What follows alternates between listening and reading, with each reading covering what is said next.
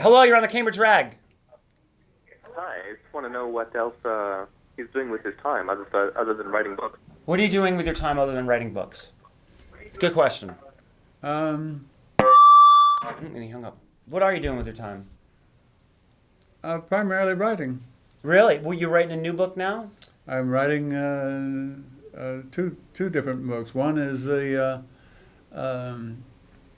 has to do with the Appalachian Trail, being a person being pursued or on the Appalachian Trail, and the other one is on the back of here, the Boston Cops. It's COPPS, Cops Burial Ground. The Great Boston Cops Massacre. I can't get my mouth to work today.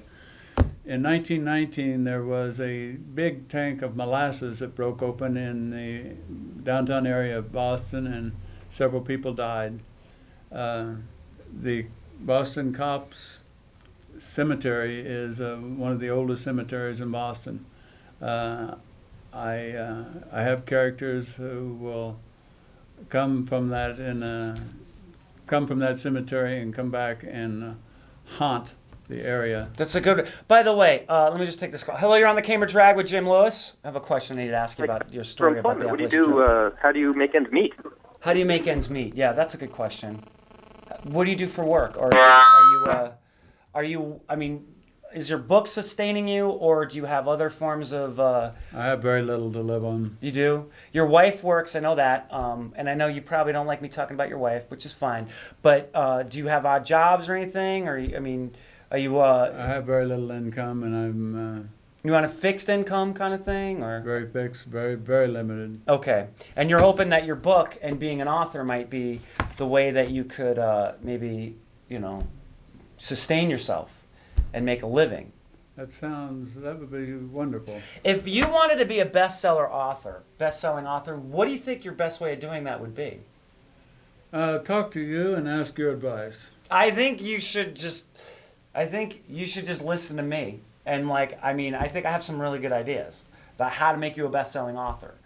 But, now your book about the Appalachian Trail, you're being followed. I know that you went on the Appalachian Trail and hiked around there not too long ago in the middle of winter or in March. Did you not? Yes. I thought that was interesting. You hiked all over the Appalachian Trail. Well, not all over it. It's a very long trail. 500 miles, right? You did 500 miles? It goes from Georgia to Maine. Okay. And that's where were you doing that for research for the book that you're writing? Well, not at the time. I was doing it just because I wanted to do it before I got so old that I couldn't do it. Oh, that's true. Yeah, you're getting up at that age, but Yeah. we all will be there if we live long enough.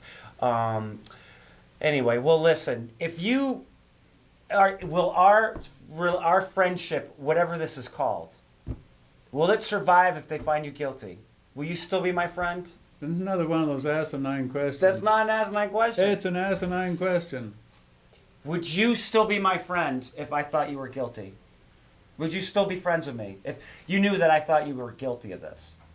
Or would you take that personally if I didn't believe you? It's difficult to know how you arrive at thoughts, so I will not try to answer something like that. So if I think you're guilty, if they ask me in the news, do you think he's guilty? And I said, yes, I think he's guilty. Are you going to be mad at me for that? Well, you're the type of guy that say that you talk with the man in the moon because you believe he's real. That's evading my question. No, it's not. That's how you arrive at thinking, isn't it? No. Would it hurt your feelings if I said, yeah, Jim's very smart, he's very pleasant, and good to talk to, a great conversationalist. He's also a mass murderer. Would you hold that against me if that's how I felt about you? I'm not going to hold anything against you. You're not. Would you still work with me on writing a book if you thought that I thought you were guilty? Would that be okay with you? Well...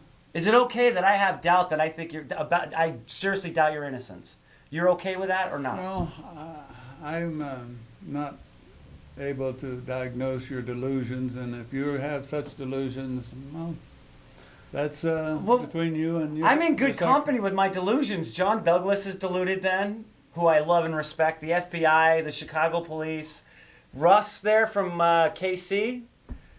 I'm just wondering. That's all. I just want to know that we'll be okay. No matter what happens, whether they throw your ass in jail and I write a tell-all book, you're still gonna be friends with me, right? Just because people have fancy titles doesn't mean that they're not capable of being deluded.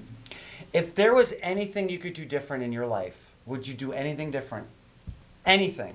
If you could just say, I wish I did this different, what would it be? Well, I probably wouldn't have written that letter. That's a good start. Anything else? Is it just the letter? Or is there anything else that you feel bad about? Well, probably a lot of things that have happened in my life that have happened that I would want to change, but I'm not going to go into detail with them here. I'm not asking you to like divulge everything. You are too. But I'm not asking you to. You are too. If you want to divulge everything, you can. That's fine. You can. I'm not telling you you have to. I'm not requiring it. Just want to know when you go to bed at night, how do you feel about yourself? Do you hate yourself like I hate myself? I go to bed hating myself. Do you have that same problem? Why do you hate yourself? This is mine. What That's have you none of done? your fucking business, What pal. have you done that makes you to hate yourself? Well, probably nothing as bad as you, but I've done some I things. don't hate myself. You don't hate yourself. No. So, okay, that's good. This is good stuff to know. I just want to know, if at the end of the day, you're okay with you. And do you think your legacy is going to be because you're a writer or because you're the guy that they couldn't bust for poisoning people with Tylenol? I cannot foretell the future. Okay. Are you worried about I've your been future? looking for a crystal ball. Do you know where I can find one? Not one that's good. Are you worried about? Are you worried? Do you think this is all going to go away eventually? I have no idea. Are you worried that they're going to follow you around forever? Well, it seems like it. They followed me around for 30 years running their mouths, but Okay. if I live to be 90, they'll still probably be making up these silly stories. Well, listen, I have taken a lot of your time. We've done 48 minutes. This is pretty goddamn amazing. I haven't done a show this long. And I'm going to hold up your book one more time. Doctor's Dilemma by James Lewis. And here's the back cover. We have like this overhead camera, but whatever. It's fine. You've been a good sport in doing this. I appreciate you taking the time to do my show. And I hope I can have you on again. And if anything new happens, I'd like you to, come to me with it. On that note, I think I'll take a drink of water. Awesome. Anyway, if you have any more, we're going to wrap it up. And I want to thank Susan Fleischman for letting me go over time so I could talk to Jim. Anyway, I guess that's it. We're going to kill the show. It's been 48 minutes, no commercials. And this was it was great having you, dude. And if they do put you in jail, I will write you. I promise. Okay, that's my pledge to you. And he pledges not to kill me, and that's our deal, right? We're gonna shake on that.